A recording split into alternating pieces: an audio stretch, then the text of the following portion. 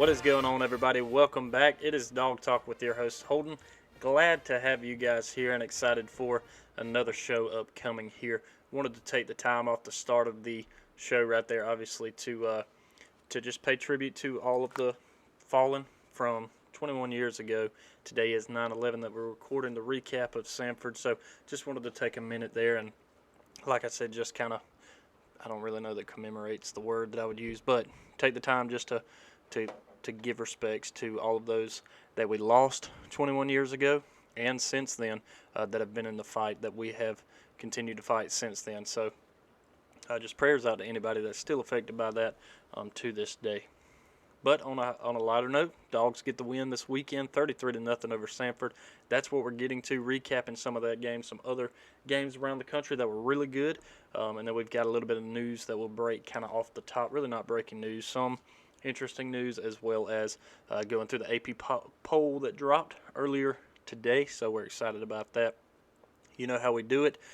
As usual, as we get started here, make sure you guys follow us on Twitter at DogTalk20, on YouTube. Now that the video is back up and running, make sure you guys subscribe. If you're watching the channel right now, if you're watching this video, please make sure you give it a like, because watching it helps, but obviously the likes and things of that nature help even more. If you're watching it too, hit that subscribe button. You don't the bells, all of that. You know, they say hit the bell and you get the notification whenever we're live.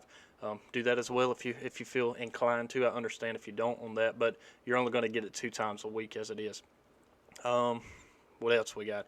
5-star review on podcast wherever you guys are listening. You see it off the top once I drop the screen there. We're on iHeartRadio, Spotify, Apple, anywhere you can find a podcast, we're there.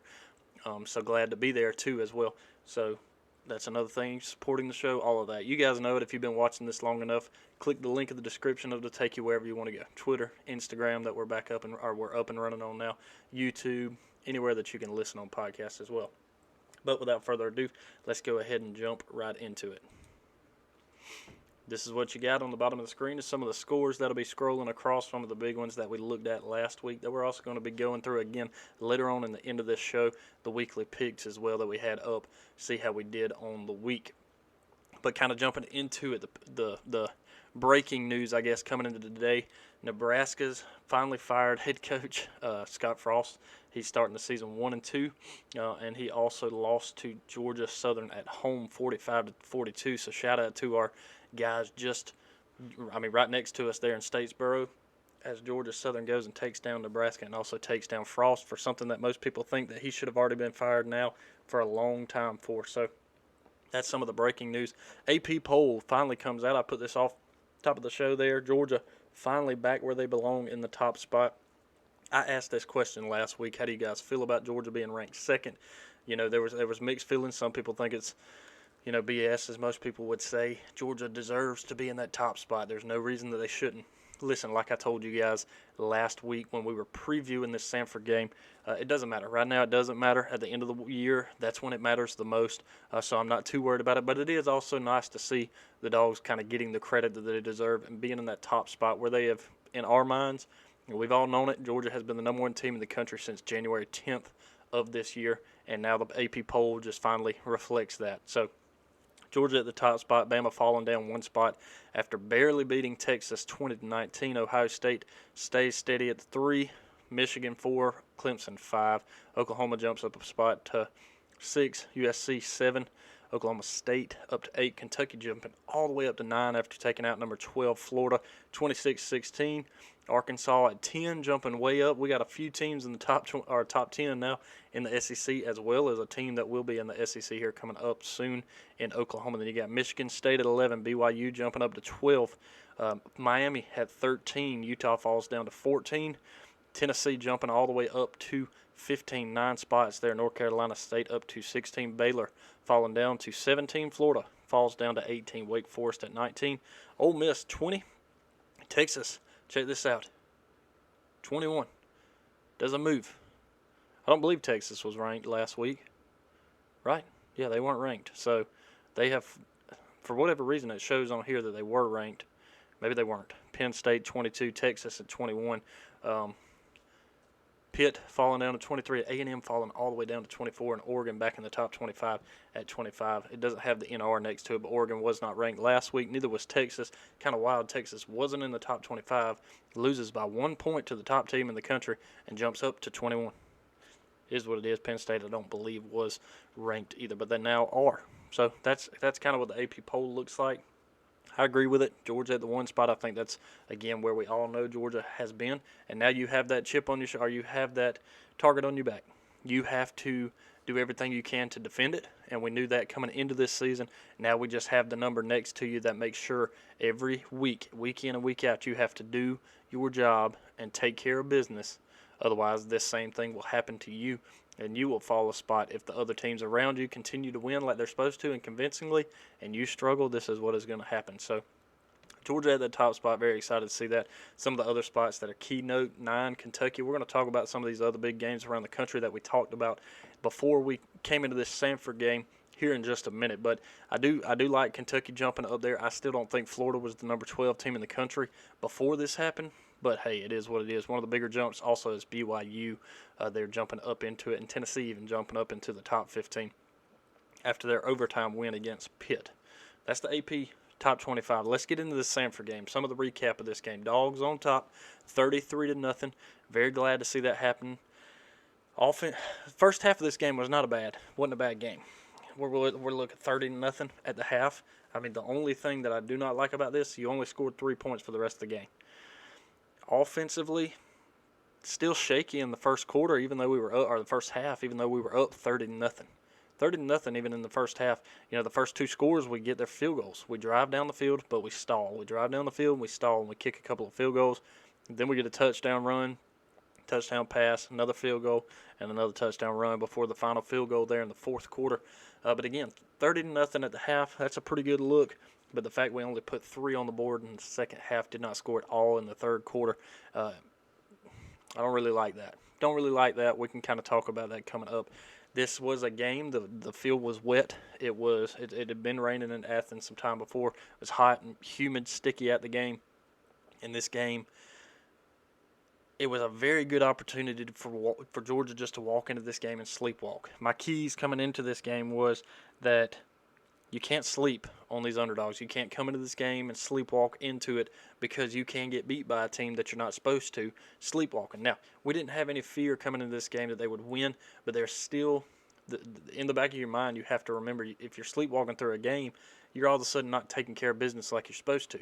We did that in the first half, luckily. Even though a couple of these drives, like I said, they stalled and turned into field goals, we still really slowed down that second half where offensively we weren't doing much of anything. So didn't really care for that. I really want the offense to get up and going. And to our other keys of the game, though, that we did do was getting experience for these guys, for these second and third string guys. We got that. We got multiple quarterbacks in this game. Was glad to see that. We'll talk about some of the Twitter polls coming up here in just a minute, too, from earlier this week. We did that. We did a good job as far as that goes. When it comes to injuries, a little bit scary right there at the beginning of the game. You had, I think, did Christopher Smith go out? I think, but I know A.D. Mitchell comes off the field with a tweaked ankle. I still have not yet heard or seen exactly what that was. The last I heard was at the end of the game. Kirby was asked about it, and it was something that they believed he could come back into the game and play. But they felt better about keeping him out, and I don't blame them. I'm actually really glad that they decided to hold him back from that and make sure that you didn't have to worry about him injuring it more or having a more severe injury.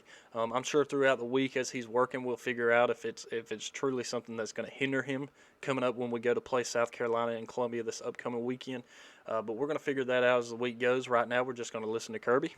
He says that he could have went back in, but unfortunately, they decided to. Not really unfortunately, but fortunately, because of the game and the competition we were against, they were able to keep him out in this situation. So, moving forward, the last thing was injuries and experience. That was pretty much it. So that was something that should have been simple, and it was. You still win the game 33-0, but offensively you kind of wanted to see a little bit more out of that. And I think we'll see that coming up again. This is a game that was quiet. It was, there was nobody there by the third and fourth quarter of this game. Granted, it was already out of hand at that point in time anyways. But you just you just want to see more out of the offense moving into games, even a game like that you kind of expect Georgia to put up 50 points. You just wanted to see more out of it. And I think this is a good week for Kirby to kind of jump on top of the guys and let them know that, and especially coming in to a road game, opening up a SEC play against South Carolina coming up this weekend. I think that's something that they're going to do is light a fire under them, get these guys going, and make them understand that if you do that same thing against more competition, such as maybe a South Carolina, maybe not. South Carolina might not be the team to have to worry about as far as that goes, but you still have to come into this game prepared, and offensively you just can't sleep on them. If you continue to sleep through something like that, it's going to come back and bite you eventually. Again, luckily this weekend that wasn't the case. So kind of jumping into some of these other bigger games that were around the country that we wanted to look at, and some of the picks on the week as well. We're going to put that up real quick, and we'll talk about some of those real quick. Georgia, Samford, we picked Georgia. Georgia obviously took care of the business there. I didn't do any kind of lines or anything on it just because it wasn't one that I was too worried about. But Kentucky at Florida, that was a big one. Wanted to see Kentucky win this. Felt like Kentucky had a really good opportunity to do that in this situation, and they did. They went on the road, won the game +6, and they beat them. Ended up beating them, 26-16? So ended up beating them by 10. Do I have that score right? Let me make sure. 26-16. So, yeah, they end up beating them by 10. They took care of business like you were supposed to. And nonetheless, that's obviously second week of the season, kind of strange to see that big of a game, something that could really matter for the SEC East and who's competing against Georgia nearing the end of the season. We don't play Kentucky until the next to last game of the season. So they've got a long road to hoe to go through their schedule as well, and to come into this game hopefully at the end of the year undefeated. If you have two undefeated teams in a Kentucky and a Georgia matching up the week before the end of the season, November 19th, that could come up as a very big deal. And Kentucky, they're going to give you everything they can.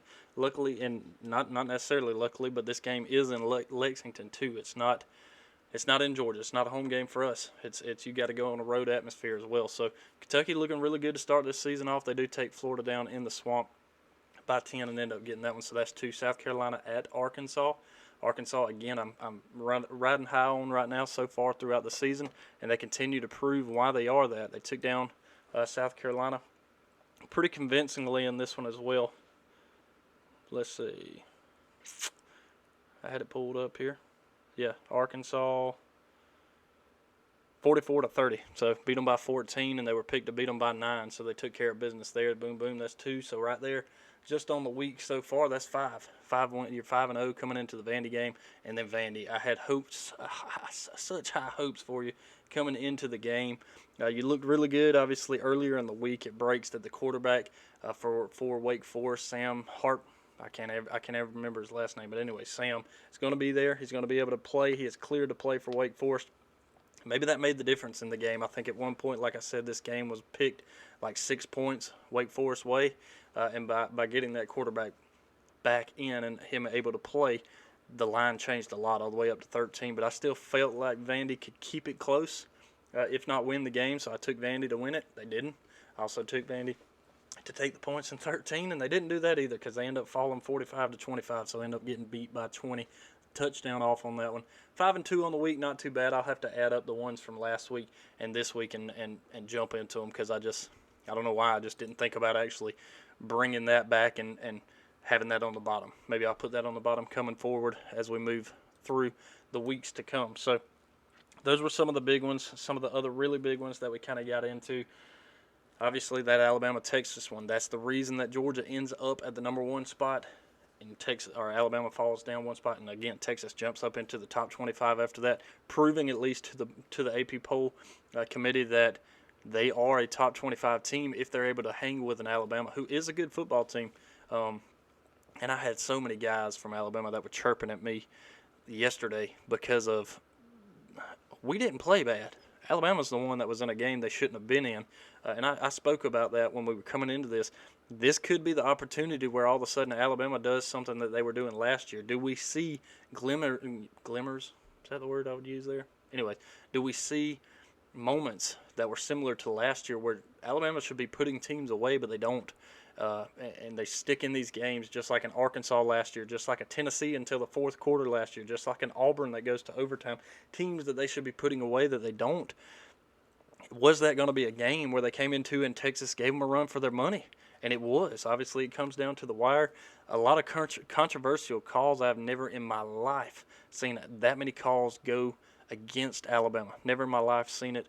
I didn't mind seeing it because it was finally kind of one of those deals where you sit back and you go, it's about time Alabama's getting called for things that they continue to do wrong.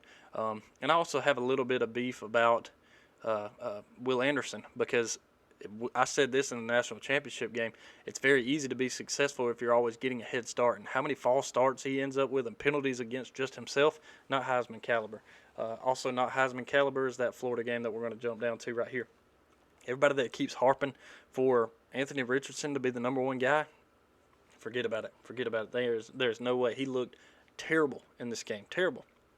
Not really even glimmers of him being successful in this game as they fall. Tennessee has to take Pitt into overtime. But again, that was also a game where you go on the road. It's a trap game somewhat because Pitt is not a bad football team. There's a reason they were ranked 17 in the country when they played, and it took overtime for Tennessee to win it. But nonetheless, they're undefeated.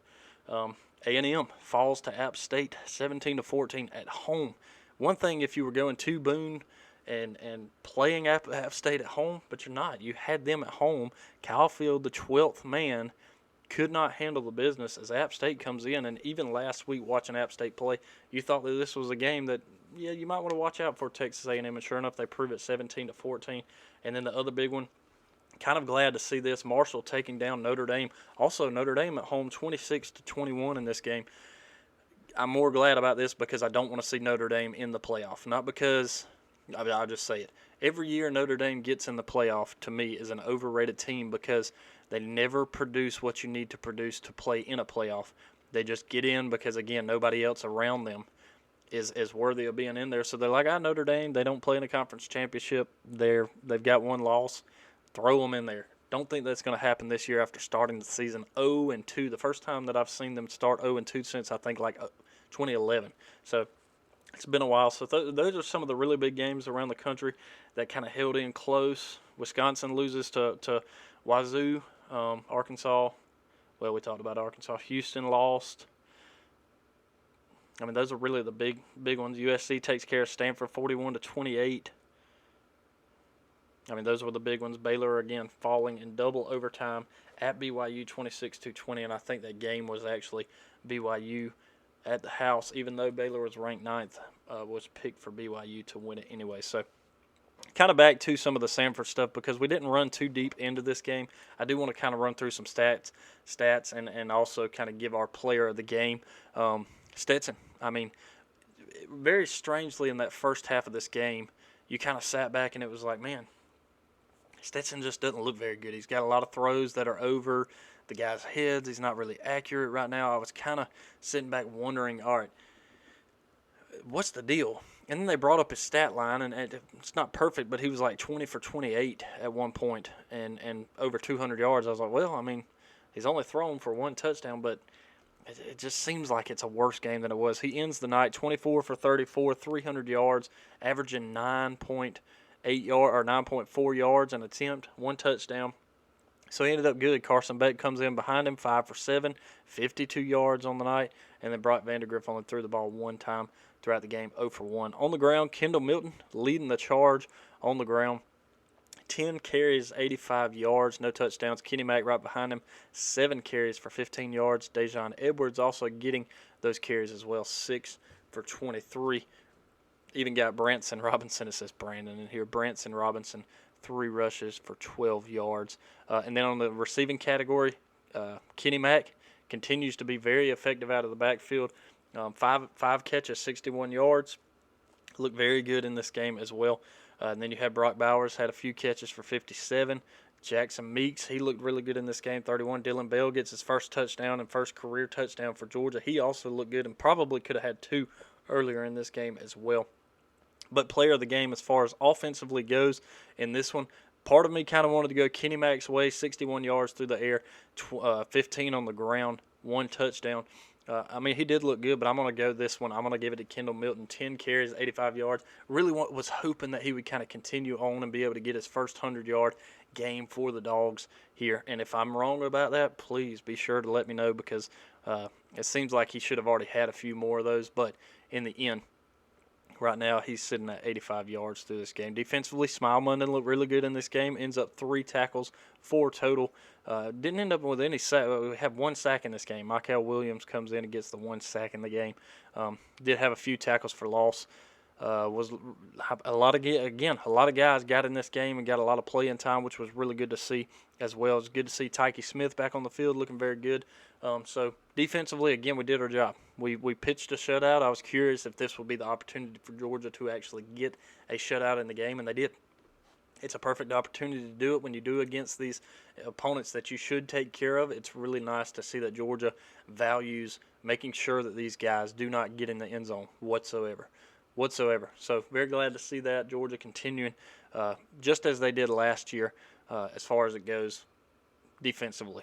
Jack Pod on the night, he ends up actually breaking the record. I think it may have even been Rodrigo Blankenship's record for consecutive. Maybe it wasn't consecutive. Maybe it was the percentage. I think that's what it was, percentage of field goals made. Goes 3 for 3 on the extra points. Misses 1 field goal, which was, I think it was a fairly long one that he missed. It may have been like 51, 54 yards, something like that. But ends up on the night still 4 for 5, 80% on the day. So did a very good job in this game. Again, there's not a lot to recap on it just because it's a 33-0 win. Georgia over Samford, just the way that it's supposed to be. Some of these other games, like I said, they were really big around it. I did want to pull up and look at some of these polls from last week, because we talked about who was, some of the guys that we anticipated seeing coming into this game, like quarterback-wise mainly. Who did we think and how did we think that they were going to match up or be able to come in this game and throw touchdowns or vice versa? And I wanted to bring it back up if I can get it to pull up really quickly, because I've learned that on a game day, and most of you guys, if you follow us on Twitter, you see it. On game day, tweets just go out left and right. So we also had our picks that I'm going to go through really quick from you guys on some of the other big games around the country as well. Some of the pre-game picks that we had, and we picked this one 59-0. Obviously, we didn't end up that, but we did end up with the shutout, so that was good to see. How many touchdowns Carson Beck throw this? Most of you guys going with 2 or more. Unfortunately, he does not throw any touchdowns in this game, so that one does not happen. Do we see Brock Vandegrift and Gunnar Stockton Saturday? 85% of you guys say yes, 15% with no. In the end, we did see Brock, but we did not get to see Gunnar Stockton in this game.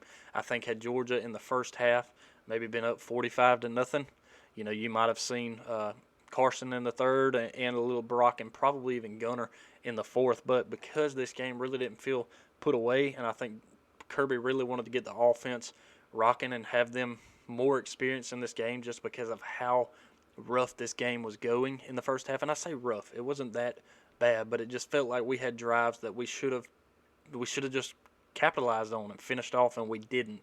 So I think that's the reason you saw Stetson in as long as you did, and a lot of these starters as well. It was a kind of like hey, you guys need to wake up and get this thing going. And I think Georgia's going to get that opportunity to prove that and show that as we come up against South Carolina this upcoming weekend. Some of the other picks around the game, Alabama, Texas, 83% of you guys go with Alabama. The 17% of you guys, y'all were sitting there going, whoa, we're getting pretty close to this number coming in here. Wake Forest or Vandy, most of you guys, 83% go with Wake. South Carolina and Arkansas, 83% again, go into Arkansas. And I love this, 100% of you guys. Now, not a lot of votes in it, but 100% of you guys, because this was short notice, go with Kentucky over Florida. Way to go. I love that. Even as a Georgia fan, you hope whoever Florida's playing beats them anyway, and they did, so that was fun to see yesterday. Very glad to have seen it. Now we get to kind of move forward and get ready for South Carolina. As some of you guys like to say, USC Junior. It will be in Columbia, the first road game of the season as we head up to Columbia, South Carolina, to take on the Gamecocks. Cow Commanders, I don't know what they are. Whatever they are, I really hope that this week Kirby kind of gets that offense up and rolling and really lights a fire under them. I know Todd Monken's going to be the same way, because this game just, I don't know what, it just kind of felt like we were walking in quicksand, I guess is the best way to explain it. Just didn't really feel like we were awake, didn't really feel like we cared to be there. Didn't really feel like, it didn't feel like the home opener for the national champion, defending national champs, it didn't feel the way that it was supposed to. And I think I saw where somebody tweeted that they were at the game, and at the very beginning of it, it felt like a really good atmosphere, but after about 5 minutes of the game, it just kind of, it was just a game. It wasn't even, it wasn't an important one, but it just felt like, it wasn't all that fun. So I hate that, but kind of is what it is. Kind of is what it is in the end. That's going to wrap us up here as we kind of get geared up for, like I said, South Carolina coming up this weekend and some other big games. That's what we're going to look forward to as we get into it. So we're on wrapping everything up. Again, I appreciate you guys listening, watching. If you guys are watching on YouTube, if you're not, check it out. Go check it out. I encourage you to, and I would appreciate it if you guys would do that. Again, on Twitter, @DawgTalk20. Make sure you follow us there. Check us out on Instagram, and we will check in with you guys later on this week where we get prepared for South Carolina. Go Dogs.